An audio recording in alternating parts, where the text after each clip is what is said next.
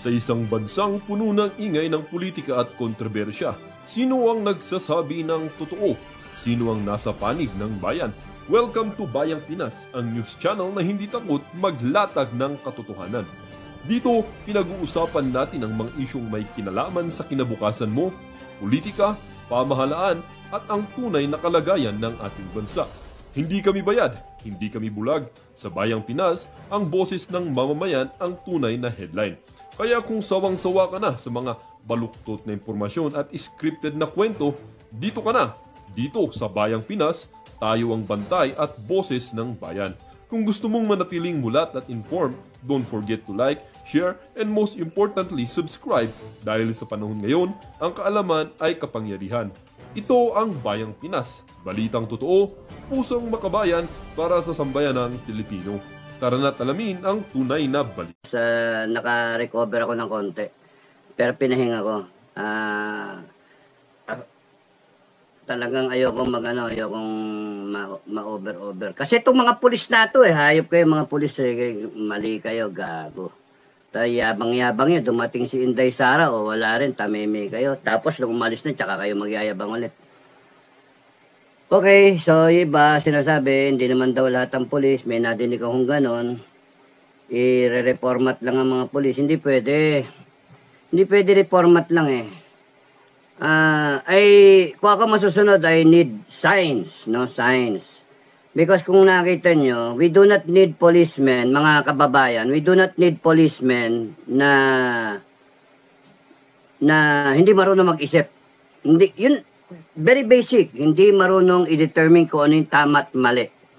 Tama ba yung manghataw ka ng tao, yantukin mo yung tao sa ulo, basag yung ulo? Tama ba yung ipe-pepper spray mong patraidor yung tao? Tama ba yung magtirgas ka? Tama ba yung full force kang papasok sa isang religious compound? No? And then you will trample on the rights of people there. Tama ba yung pinaka place of worship nila, hindi nila magamit dahil nandun kayo? Ang daming mali, no? Tapos, tama ba yung maghuhukay ka doon without permission, gagawa ka ng tunnel, mag-invento kayo ng tunnel, maglalagay kayo ng mga kung ano gusto nyo ilagay doon, baka lagay nyo pa ng mga kalansay, ng mga pinatay kunwari nila Pastor Kibuloy, etc. etc. Mga napakawalang yan ninyo. Ang hinahabol kong sign is that wag naman sana na yung buong 200,000 na police force natin, na PNP natin, ay mga walang nya. Now, there is such a thing as yung honor, no? When you do not lie, cheat, steal, and then you do not tolerate. Yun yung isang mahalaga doon. Kasi you're as guilty as the person violating the honor system. Na hindi lang sa PMA yan, ina-apply sa lahat. Now, you do not lie, you do not lie. You'd been lying. No? Commanders ng PNP, you'd been lying to the public. You'd been feeding God knows kung even BBM, nagmumukhang tanga. Walang baril daw, walang baril. Walang human rights violation lang. Tapos ayun, on TV. O di nagmukhang gago yung presidente natin. Isipin mo, makita ng buong media ng buong mundo. O yan, papakita yung actual footage, di baril lahat ng polis. Na isang baril, wala doon, sasabihin ng presidente. Di ba? Kaya tayo. Dahil sa PNP. Who reported to the president, whoever reported to the president, na palpak, kung assuming hindi alam ng presidente, he should be booted out, kick out talaga, sipain talaga, literally sipain. Imagine kayo, magre-report kayo sa presidente ganon, okay. So, hindi tama yun. All 200,000, we do not deserve a police force na binabayaran natin. Then we spend for them training, barrel, etc., night vision, everything, pati mga ginagamit nilang drone. Tayo nagbabayad, and then ginagamit nila sa taong bayan. Anak ng toko kayong mga hinayo pa kayo. Kaya hindi ako boto doon sa sinasabi na i-reform lang. Hindi, sa akin, disband lahat. Tanggalin yan. Gawa tayo ng panibago. Yung standard natin. Hindi pwede yung kukunin mo yung nandyan na na-expose ngayon sa actual na ginagawang karahasan, no? Tapos eventually patawarin. I'm sorry, no? I'm sorry KOJC, I'm sorry for all the Christian ek-ek, I'm sorry for all the peace-loving people na ma-forgive. Hindi ako ganon. Because when you talk about armed, mahabang kamay, armed, na institution, agency, who is tasked to serve and protect the people, you have to set a high standard. Hindi pwede yung, hindi, nakakaawa eh. Na inorderan lang yan, sumunod lang. Hindi pwede. Standard, mga kababayan. Hindi pwede. Hindi pwedeng mag-compromise. Because sila ang papatay sa atin. Sila ang gagawa ng droga. Sila yung magkikidnap. Sila yung magnanakaw. Sila lahat eh. Ang magiging cause ng problema and paulit-ulit yan. Tignan nyo yan, yung KOJC na yan. Matalino langit. It will be resolved one day. It will be resolved. No? And then, after 5 years, 10 years, or even 20 years, mauulit yan. Gusto niyo ba yung paulit-ulit tayo? We have to set the standard. Right now, yung PNP is showing to everyone, to the whole world, that they are not worthy wearing the uniform. They are not worthy of taxpayers' money. They are not worthy of a single day, an hour of instructions and training because wala talaga. Hindi pwede, walang pag-asa. Sipin mo, Chief PNP. Sorry, Marbil. Chief PNP, nasaan yung courage, integrity, loyalty? Mayor, nasaan na? Saan na magan? Nakakaya ka. Diba? You can put a stop. You can end this by ordering all your people down the line. And anyone, dapat ganon, anyone who brings harm to the KOJC people will be met with the full extent of the law. Tartado kayo rin nababalitaan ko na pinupukpok niyo mga tao. Hindi, mukhang may basbas mo pe. Kaya complicit kayong lahat. Iikot ang gulong mga kababayan, mga PNP, no? Iikot ang gulong at mayayari kayo. Tapos nun, sino to? Si Torre. Torre, good luck sa'yo. Sino pa yung iba? Ha? Si Patay. Sino pa yung isa? Marantan. You know, ang tatapang ninyo, hindi pwedeng tapang nyo kasi may sinasandalan kayo. Hindi forever yan DILG. Hindi forever yung Bongbong Marcos. Hindi forever yan. Ang forever, Republic of the Philippines, taong bayan. No? Yun yung pwedeng forever. Ang forever langit na hindi natutulog. Yung langit makakalaban ninyo. Yun yung nakakainit kayo ng dugo. Pero kung talagang totoo na para sa akin, ako lang naman yon. Maawa kayo kung gusto nyo maawa, mga kababayan, maawa kayo. Pero sa akin, walang awa. Standard yung akin eh. Sorry, snappy ako eh. Sorry, pero may standard ako. Hindi pwede na palakpasin lahat yan. Hindi pwede na yung PNP tahimik na kayo kung ganyan, hiyang-hiya sila ng ginagawa ng ibang kabaro nila, yung nangyayari ngayon. Tapos sasabihin ng iba na nandoon, yung 6,000 ba yan, 5,000, na pag-utusan lang kami, sumusunod lang kami ng utos. Tarantado. Kaya nga hindi kayo pwede. Because you do not know what is right and wrong. How can you implement the Constitution? How can you implement yung batas natin na hindi nyo nakikilala kung sino ang amo nyo? Hindi nyo nakikilala kung sino yung nagpapasweldo sa inyo. Hindi nyo nakikilala na dapat yung taong bayan ay siyang pinoprotektahan ninyo at kaalyado ninyo. Hindi yung taong bayan, sampal-sampalin nyo, sipa-sipain yung muka, igagapos ninyo, isprayan ninyo, ititirgas ninyo, may mamamatay, tatawanan nyo pa, putragis kayo, at 59 yung naka-hospital for medical attention. Meron nang naghihingalo, ay pampapasukin ng hinayupax kayo yung ambulansya. Anong klaseng mga tao kayo? Anong klaseng to serve and protect yan? You have grossly violated the Constitution. Kayong mga polis, no?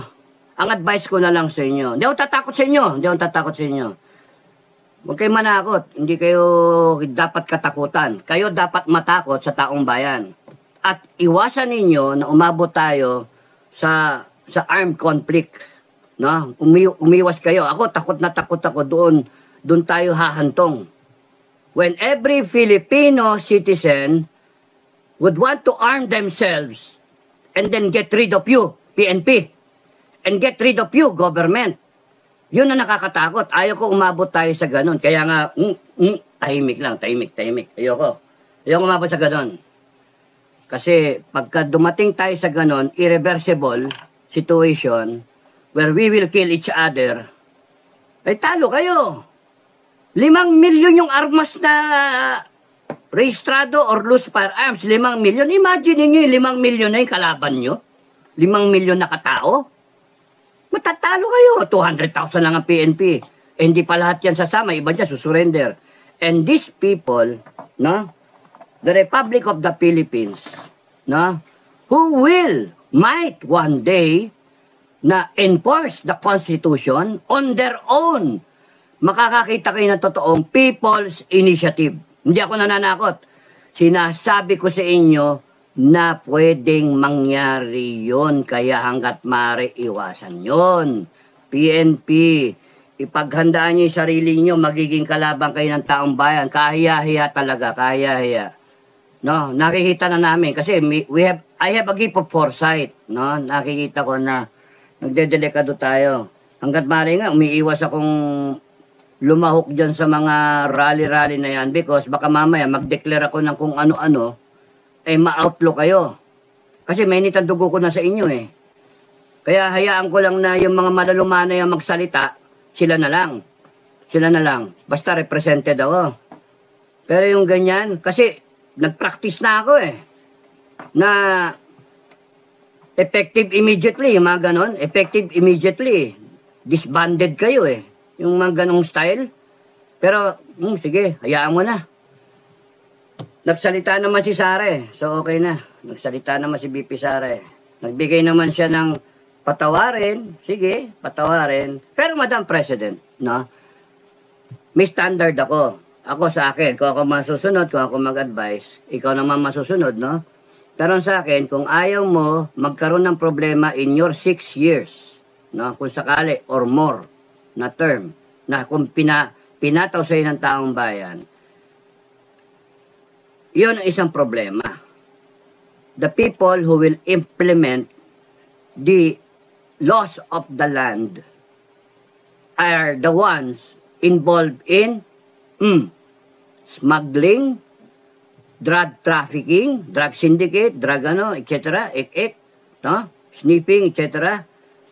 Tapos nun, rape, heinous crimes, di ba? Guns for hire. Hanep yan. Ito pa, yung ginagawa sa KOJC, paulit-ulit yan. Madam, paulit-ulit yan.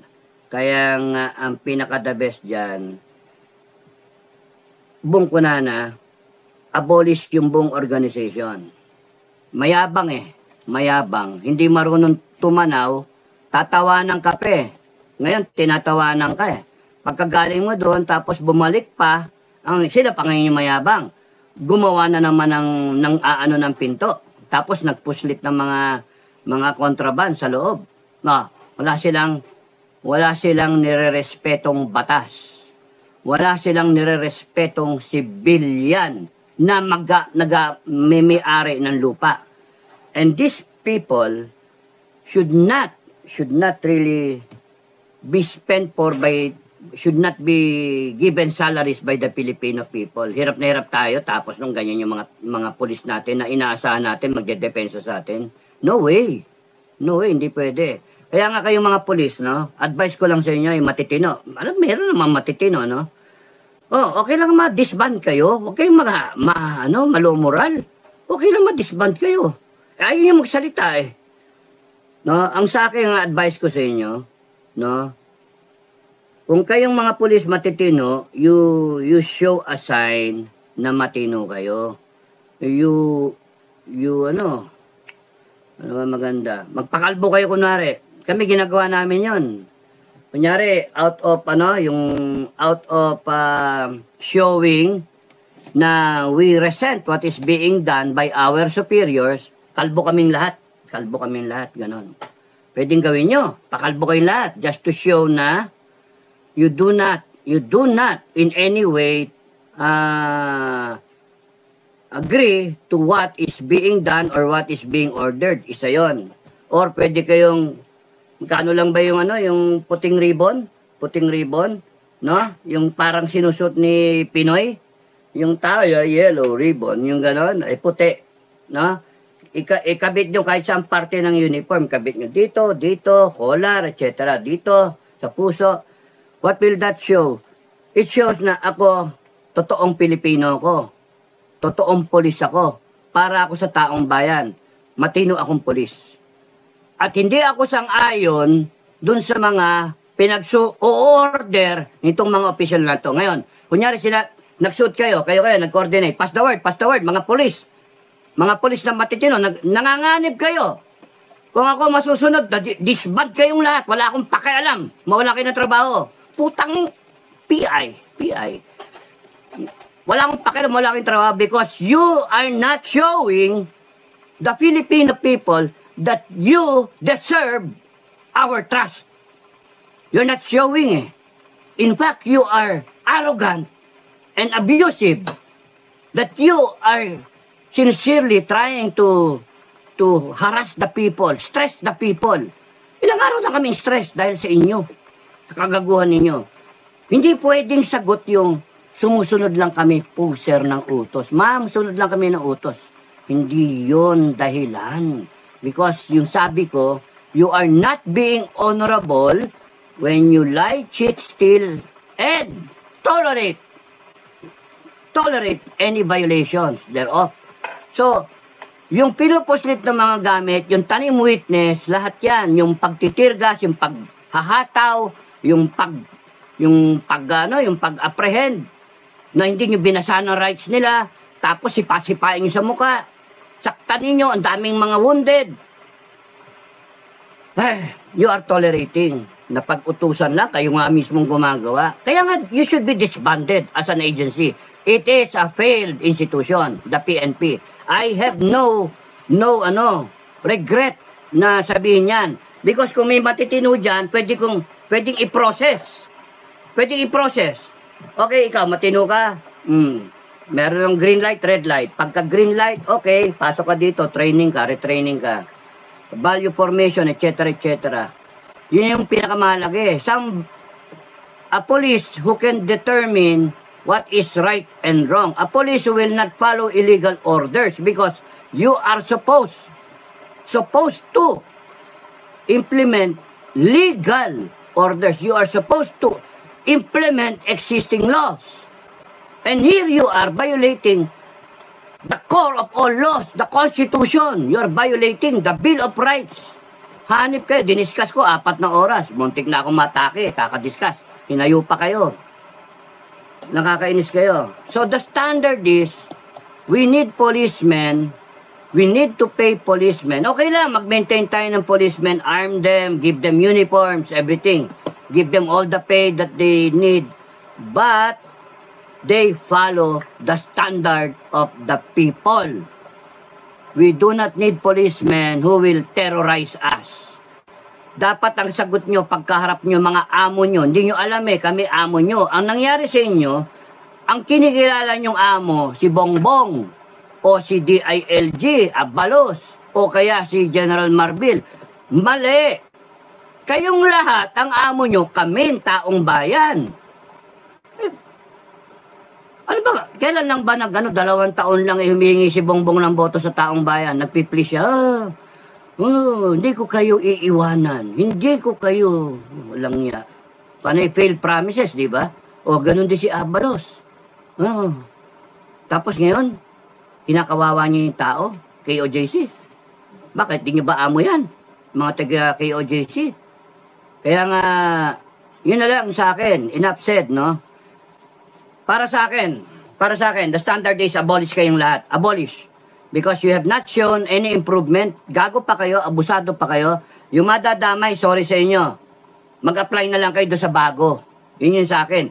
Madam Inday, Yun ang para sa akin. No? Bakit kita sinasabihan? Ineffective ang presidente. Ineffective. Binlag ko na yan eh. Na we have elected a leader or leaders, a set of leaders. In the absence of a good leader, a new leader will emerge. And that is you, Inday Sara. No? Nagkaklamor yung tao para sa iyo. Presidente Bongbong Marcos, may issue na pagkabangag, may issue na palpak, corruption, everything, nagpapasarap lang. Gusto, prolong yung power niya, gagayahin, footprint ng tatay niya. So, problemado ang bansa. And in the absence ng Presidente Marcos, na tapusin niyang PNP, in fact, na dead mapa siya. Anong klaseng presidente ng Pilipinas na may namatay na, wala pang pakialam? Na 59 yung pinalapasok na wounded sa ospital for medical treatment, walang pakialam. Na 10 araw na, umiiyak yung mga tao, walang pakialam. Wala kang kwentang presidente, BBM. Kaya you have to be replaced. You have. Actually, mali yung sinisigaw sa rally. Mali. Kaya ayoko matin ng mga rally. Kasi hindi ako sang-ayon sa sigaw na BBM resign. No? Sorry ha. Hindi ako sang-ayon sa BBM resign. Ako sang-ayon sa BBM, you are fired. Terminated. Yun sa akin. Dalhin mo to sa corporate setting o kahit saan, kahit sa gobyerno, pagka ikaw, inutil ka, incompetent ka, ano sasabihin sa'yo? You're fired. Because you are a waste of money. Company's money, people's money, whichever money, you are a waste of people's time, effort, money. Nakaka-stress ka pa. What kind of president are you? Sorry, BBM ha, pero real talk lang eh. Galit ako talaga eh. Binoto kita eh. I'm so disappointed in you. You incompetent BBM. I'm so disappointed. Ayoko magpolitika eh. Pero real talk lang ano. Binigyan ka ng pagkakataon na ibangon ng pamilyang Marcos. Kasi kami, inabutan namin yung tatay mo, bata ka pa. Bata pa tayo. No, nag-abot-abot tayo. Konti lang, isang araw lang ligong lamang mo sa akin eh. Kumbaga sa ano, dapat ako na lang ang presidente, hindi ikaw eh. Hayop ka. Sinayang mo eh. Sinayang mo. Imagine, ang dali-dali namang patakboy ng Pilipinas eh, kung matino ka eh. If you have the right people. Pero yung mga tao mo, panay mga gago eh. Shit na, nakakainis. Sorry, nakakainis. Ang ano doon, you have to... Sinayang mo yung ano namin eh. Yung tiwala namin. Betrayal of public trust. Yun yung issue. Betrayal of public trust. Yun yung generic. No? Generic. Betrayal of public trust. Eh, nagsisinungaling ka. Kung saan ka pumupunta, ilang biyahe ka na. Ang sasarap ng kinakain mo. Naghihirap yung mga tao. No? Hindi mo sinasolve yung problema. Ayan, baha na naman. Pero may 5,500 ka, 1 billion a day na flood control projects. Ano inuhukay nyo dun sa KOJC? Hanip ka. Incompetent. Sa akin, you are fired. Eh, ang sigaw sa maisog eh, dyan sa mga rally eh, resign. Ba, may option ka pa? Sasabihin mo, ayoko mag-resign. Anong gagawin nyo? Ayoko mag-resign. Ano gagawin nyo? Ha? Kapal nyo ha. Binoto ako ng tao, 31 million. Ang susunod na eleksyon, 2028. Kung gusto nyo, impeach nyo ako. Kung ma-impeach nyo ako, ayoko mag-resign. O anong gagawin nyo? Kaya ako hindi boto doon sa BBM resign. Ang gusto ko, BBM, you are fired. We the Filipino people, sinesesante ka namin. Punta kayo sa private sector, government sector, pagka kunyari may board of directors, tayo yon, board of directors, stakeholders tayo. Mga kababayan, dapat alam nyo yung saan tayo lalagay. Hindi yung nakayuko kayong ganyan, takot-takutin lang kayo, takot na kayo. Itong mga animal na to, presidente down the line, nananakot lang yan, pumoporma-porma lang yan. Senate, Congress, you will be cited for contempt if you do not say anything. If you do not answer the question, yes or no? Yes or no na lang, ha? Yes or no lang. Puta, yung mga taong yan. Gago. Mga ano namumuwalan sa power, no? Mga umuusok sa power nila. Samantalang, bumalik ka ng ilang buwan, pwede, boto nyo ko. Sige, boto nyo ko, ha? 200,000 boto. Kung makaasta, kukwestiyonin ang Vice President na 32 million ang boto. Mga hinayupak, Ay, nako, nakaka-stress kayo.